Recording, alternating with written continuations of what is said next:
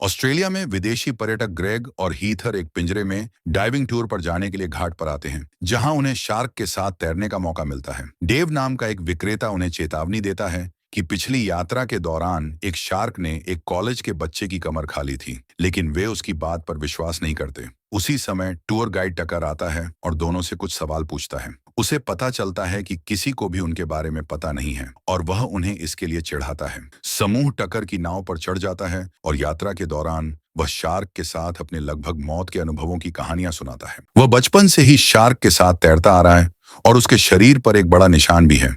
जब वे सही जगह पहुंचते हैं तो टकर शार्क को आकर्षित करने के लिए चुम को पानी में फेंकना शुरू करता है। हीथर बहुत घबरा जाती है और पानी की सतह पर एक पंख देखकर चौंक जाती है, जिससे वह तैरना नहीं चाहती। टकर उसे शांत करने के लिए ध्यान लगाने की कोशिश करता है, लेकिन वह बेबी शार्क वाला गाना गाने लगता है।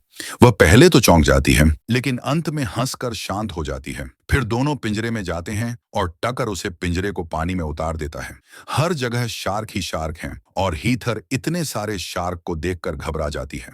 ग्रेग तुरंत उसे दिलासा देता है और साथ में वे इन विशाल जानवरों की सुंदरता की प्रशंसा करते हैं। कुछ ही क्षणों बाद दोनों वापस नाव पर आ जाते हैं और हीथर इस अनुभव से बहुत खुश होती है। अचानक टकर एक चाकू निकालता है और ग्रेग को चाकू मार देता है और फिर उसे समुद्र में फेंक देता है, जबकि हीथर चीखती है। अगले दिन अमेरिकी सर्फर जेफर समुद्र तट पर लहरों का आनंद ले रही है। बाद में किराने की दुकान पर वह मोसेस को जेफर केबल मांगते हुए सुनती है, लेकिन वे स्टॉक में नहीं है। वह जेफर से पूछता है कि क्या उसके पास कोई है, लेकिन वह दिखावा करती है कि उसके पास नहीं है। फिर वह अपनी सस्ती स्लर्पी के लिए पैसे देती है और चली जाती है कि उसने चोरी करने के लिए कप के अंदर एक आइसक्रीम का टब छिपा रखा था। वैन की ओर जाते हुए मोसेस उसे लिफ्ट देने के लिए कहता है, वरना वह कैशियर को उसकी चोरी के बारे में बता देगा। इसलिए जेफर को मजबूरन मान जाना पड़ता है। यात्रा के दौरान मोसेस बहुत बातें करता है और जेफर उससे बहुत परेशान होती है, इसलिए वह उसे चुप करा देती है। जब उन्हें आखिरकार उसकी कार मिल जाती है तो वह देखती है कि उसके पास सर्फ बोर्ड है और वे सर्फिंग के अपने प्यार के बारे में बात करने लगते हैं। जेफर को एहसास होता है कि वह इतना बुरा नहीं है और मोसेस स्वीकार करता है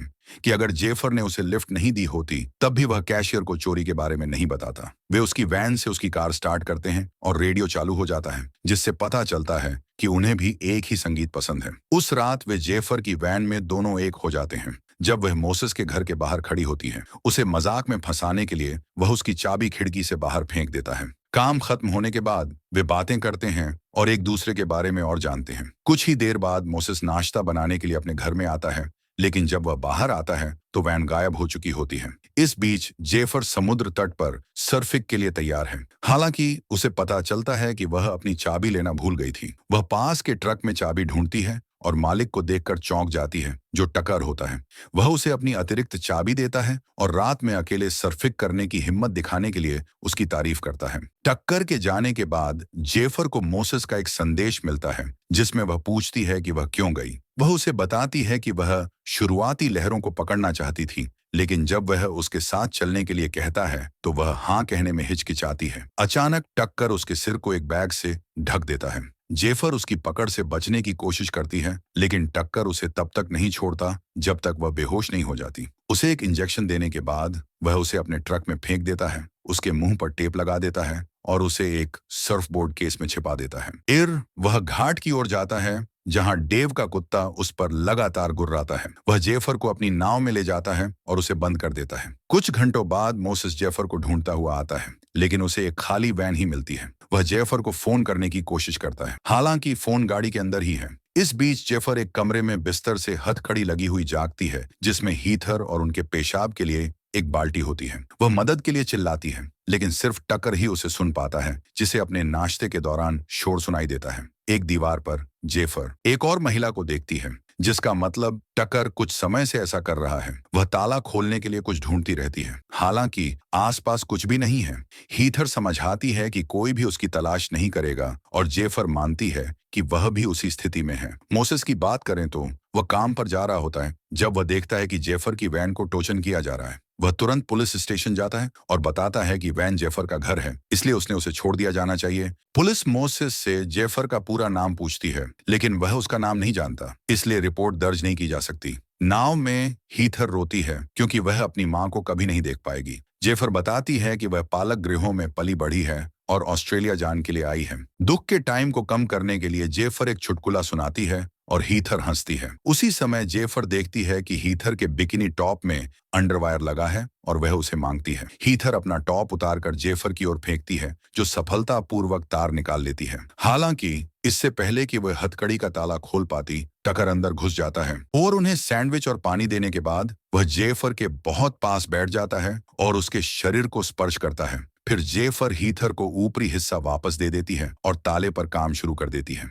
हालांकि उसे चक्कर आता है और वह तार गिरा देती है। उस पानी में टकर ने कुछ मिलाया था, क्योंकि हीथर बेहोश हो गई है। टकर वापस आता है और जेफर के बेहोश होने से पहले ही तार ले लेता है। कुछ ही पल बाद जेफर एक कुर्सी से हथकड़ी लगी हुई जागती है, जहां टकर कैमरा और कुछ लाइटें लगा रहा है। हीथर भी वहां एक क्रेन की जंजीर से बंधी हुई है। टकर जेफर को पहले भी सर्फिंग करते देखा है और उसका यह डरावना शौक उसे महसूस कराता है। हीथर के कुछ बाल काटने के बाद टकर उसे जगाता है और वह घबराने लगती है। वह शार्क होने की बात करता है। जैसे ही वह क्रेन चालू करता है, जिससे हीथर पानी के ऊपर लटक जाती है, टकर उसे धीरे धीरे नीचे उतारता है और उसका आधा शरीर बाहर छोड़ देता है, ताकि वह शार्क के आने पर उसका वीडियो रिकॉर्ड करने का आनंद ले सके। जेफर डर के मारे चिल्लाती है, क्योंकि संघर्ष करती हुई हीथर उसके सामने दम तोड़ देती है। वह जेफर को रिकॉर्ड करने के लिए कैमरा घुमाता है और टकर इस शो का आनंद लेता है। जब जेफर को वापस कमरे में लाता है, तो वह दीवार पर अपना और हीथर का नाम उकेरती है। उसी समय उसे हाल ही में किया गया एक धब्बा दिखाई देता है और वह उसे खुरचकर मिटा देती है। वह नीचे छिपे दर्जनों नामों को देखकर डर जाती है। डाइनिंग रूम में टकर उसे मारने के रोमांच का आनंद लेने के लिए शराब पीता और नाचता है। टेप को हीथर के नाम और उसके बालों के गुच्छे वाले एक डिब्बे में रखा जाता है और टक्कर के सभी पीड़ितों के वीडियो से भरी एक अलमारी में रख दिया जाता है। वह एक नया टेप भी लेता है और उस पर जेफर का नाम लिखता है और समुद्र में हीथर का शरीर तैरता रहता है। अगले दिन मोसेस सर्फिंग करने जाता है, लेकिन वह ध्यान केंद्रित नहीं कर पाता। उसे कुछ चट्टानों के पास एक टूटा हुआ सर्फ बोर्ड मिलता है और वह सोचता है कि क्या यह जेफर का ही है। इस बीच टकर जेफर के लिए नाश्ता लाता है और जेफर ट्रे पर लात मारती है और उसका अपमान करती है। टकर अपने कार्यों को सही ठहराने की कोशिश करता है, यह कहते हुए कि शार्क पारिस्थितिकी तंत्र का हिस्सा है और उन्हें भी खाना चाहिए, लेकिन जेफर अपमान करती रहती है। वह बताता है कि वह खुद को एक शक्तिशाली शिकारी समझता है। तुम वास्तव में एक कीड़ा है। इससे उसके अहंकार को ठेस पहुंचती है, इसलिए वह चला जाता है। फिर जेफर देखती है कि गटर की बाल्टी में एक हैंडल है और उसे तोड़ लेती है। शाम को टकर अपना एक टेप देखते हुए रात का खाना खाता है। फिर बेहोशी की दवा मिल जाती है और लड़की के कमरे में जाने से पहले एक सिरिंज भर लेता है। जब वह जेफर को इंजेक्शन लगाने ही वाला होता है कि वह उसकी गर्दन पर बाल्टी के हैंडल से वार कर देती है और टकर पीछे गिर जाता है। अब वह उसकी चाबियां लेने की कोशिश करती है और आखिरकार खुद को आजाद करने ही वाली होती है। टकर जाग जाता है और उसे पकड़ने की कोशिश करता है, तो जेफर दरवाजे की तरफ दौड़ती है। टकर उसके पीछे दौड़ता है। जब वह सीढ़ियां चढ़ती है, तो टकर उसका पैर पकड़ लेता है और उसे इंजेक्शन लगा देता है। जेफर उसे लात मारकर गिरा देती है और कंट्रोल रूम की ओर दौड़ती है, जहां वह रेडियो से मदद मांगने की कोशिश करती है, लेकिन कोई जवाब नहीं देता। पास में एक क्रूज जहाज देखकर जेफर डेक पर जाती है और चिल्लाने लगती है, लेकिन क्रूज से कोई मदद नहीं मिलती। तभी टकर एक चाकू लेकर आता है। जेफर कैमरा उठाकर पानी में फेंक देती है। इससे टक्कर का ध्यान भटक जाता है और जेफर समुद्र में कूद जाती है और तैरने की कोशिश करती है और वह बेहोश हो जाती है। इसलिए टक्कर को उसे बाहर निकालना पड़ता है। अगले दिन पुलिस आखिरकार जेफर की तलाश शुरू कर देती है। समुद्र में इस प्रक्रिया को देखते हुए मोसेस को एक विचार आता है और वह वेवॉच नाम का एक ऐप खोलता है, जो सर्व करने वालों के लिए समुद्र तट की लाइव फुटेज दिखाता है। मोसेस उस रात की क्लिप खोजता है और देखता है कि एक ट्रक जेफर की वैन के साथ घटनास्थल से दूर जा रहा है। फुटेज झूम इन करने पर एक लोगो दिखाई देता है, जिस पर लिखा है टकर एक्सपीरियंस, इसलिए वह ऑनलाइन कंपनी खोजता है। उसी समय टकर नाव से सामान लेने के लिए घाट पर उतर जाता है। जेफर कमरे में जागती है और मदद के लिए चिल्लाने की कोशिश करती है, लेकिन उसके मुंह पर टेप लगी होती है। जब तक मोसेस फोन नंबर ढूंढता है और नाव पर फोन करता है, लेकिन फोन कोई नहीं उठाता, इसलिए मोसेस एक संदेश छोड़ देता है। सुपरमार्केट में टकर एक नया कैमरा खरीदता है। वापस आते समय वह ट्रैफिक में फंस जाता है और इंतजार करते हुए उसे एक खूबसूरत पर्यटक दिखाई देता है, जो उसका अगला शिकार हो सकती है। इस बीच मोसेस को वेबसाइट पर एक पता मिल जाता है और वह घाट की ओर चलता है। वहां वह नाव का दरवाजा खटखटाता है, लेकिन कोई जवाब नहीं देता। मोसेस जाने ही वाला होता है कि उसे जमीन से एक धीमी आवाज सुनाई देती है, इसलिए वह अंदर जाने के लिए एक खिड़की तोड़ देता है। हाथ में हुक लिए वह नाव में बेतहाशा खोजबीन करता है और आवाज का पीछा करता है। जेफर के कमरे में पहुंचे जाता है। टेप हटाने के बाद जेफर उसे पुलिस को बुलाने के लिए कहती है और हथकड़ी के ताले खोलने के लिए कुछ ढूंढता है। मोसेस ऊपर की ओर दौड़ता है, जबकि कॉल 911 पर टकर उसे नीचे गिरा देता है और वह उसे वापस मुक्का मारने की कोशिश करता है, लेकिन टकर बहुत ताकतवर है और ऑपरेटर से बात करने से पहले ही उसका फोन गिरा देता है। फिर टकर मोसेस को जमीन पर पटक देता है और वह फोन पकड़कर मदद मांगता है, इससे पहले कि टकर उसे हुक से फोड़ देता है। मोसेस के चेहरे पर लात मारने के बाद टकर फोन फेंक देता है। मोसेस एक बैग से टकर के चेहरे पर मारता है और उसे गिरा देता है और हुक से उसका गला घोंटने लगता है। वह लगभग कामयाब होने ही वाला होता है, लेकिन उसी समय डेव प्रकट होता है और मोसेस को घुसपैठिया समझकर बेहोश कर देता है और टकर डेव के सिर पर हुक से वार करके उसे मार देता है। कुत्ता भी वहां मौजूद है और भौंकता रहता है, इसलिए टकर उसे डराने के लिए वापस गुर्राता है। लड़की के कमरे का दरवाजा बंद करने के बाद टकर नाव को हैंगमैन स्कोल्स नाम के एक द्वीप पर ले जाने का फैसला करता है। कुछ ही पल बाद मोसेस जागता है। जेफर के बगल वाले बिस्तर से हथकड़ी लगी हुई होती है। वह जेफर से पूछता है कि जब वे दोनों साथ थे तो क्यों भागी, तो वह दिखावा करती है कि लहरों की वजह से। हालांकि मोसेस उसकी असलियत समझ जाता है और समझ जाता है कि वह प्रतिबद्धता से डरती है, क्योंकि वह खुद से नफरत करती है, लेकिन वह उसे यकीन दिलाता है कि वह उसे जैसी है वैसी ही पसंद करता है। उसी समय नाव रुक जाती है और टकर कमरे में घुसकर मोसेस को फिर से बेहोश कर देता है। अगली बार मोसेस जागता है, वह डेक पर डेव के शरीर के बगल में बंधा हुआ है। जेफर को कुर्सी से हथकड़ी लगी हुई है और वह टक्कर से दया की भीख मांगती है, लेकिन उसे अनसुना कर दिया जाता है। टकर क्रेन को हिलाता है और धीरे धीरे मोसेस को पानी की ओर ले जाता है, जहां शार्क पहले से ही इंतजार कर रही हैं। हताश जेफर उसे मोसेस की जगह उसे ले जाने के लिए कहती है, लेकिन टकर सिर्फ उसका मजाक उड़ाता है और आगे बढ़ता रहता है। मोसेस के पानी में पहुंचते ही टकर अपना नया कैमरा लेने के लिए दौड़ता है, जबकि जेफर उसे स्थिर रहने के लिए कहता है। मोसेस स्थिर हो जाता है और शार्क तुरंत उससे रुचि हटा देती है, इसलिए वे तैरकर दूर चली जाती हैं। निराश टकर मोसेस को वापस लाता है और उसे कई बार चाकू मारता है। उसका खून पानी में टपकता है, जिससे शार्क वापस लौट आती है। उसी समय जेफर की तलाश में पुलिस का एक हेलीकॉप्टर दूर से दिखाई देता है, इसीलिए टकर को अपनी योजना रोकनी पड़ती है और दोनों को वापस कमरे में लजाना पड़ता है। जेफर को चिंता होती है कि मोसेस का खून बहता है, इसलिए वह एक कठिन फैसला लेती है, लेकिन इससे पहले कि वह अपना हाथ हथकड़ी से निकाल पाती, टकर आ जाता है। वह कुछ खाना छोड़ देता है और जाने से पहले जेफर से कहता है कि वह भी शार्क की तरह है। बाद में जेफर अपना हाथ छुड़ाने की कोशिश करती है